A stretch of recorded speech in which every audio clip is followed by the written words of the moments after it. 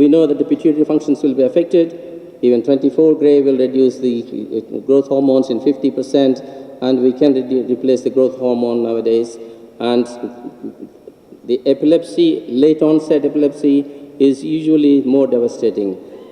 10, 20 years later, leading a normal life, suddenly they start having epilepsy, which stops them from working and is more disabling. I want you to really focus more on the more serious problems, what we were seeing as a late mortality after 30 years, which is vascular events. We see cavernomas. These happen around 10 to 20 years from radiotherapy. They can be multiple, they can be bleeding. Neurosurgeons may intervene for the progressively bleeding lesions, but some of them can be self-limiting. But I want you to,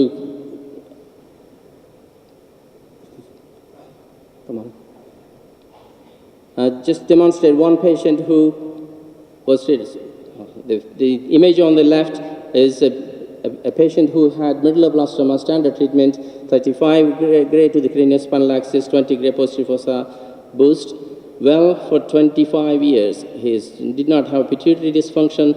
He was completed education, married, had a child, and started having cognitive problems, tiredness.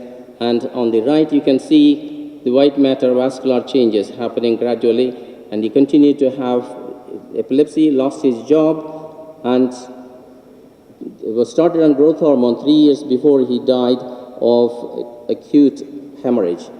Now, that seems to be the story. I've seen a few of these patients having acute hemorrhages into the pons or brain and dying. The changes histologically are typical. Multiple vascular, the slide on the right shows the hyaline proliferation of the arteries with thrombus, although thrombosis in the vessels causing the vascular problems.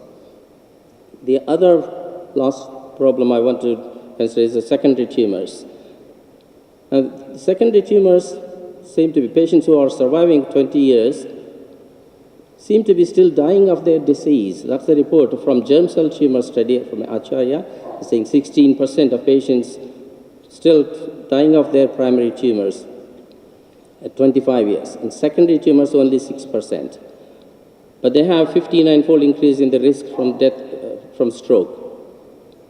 Now, same story with medulloblastoma patients. So 65% surviving 30 years, they're dying, 60% of them are dying of their recurrences. And second malignancy only in 12%.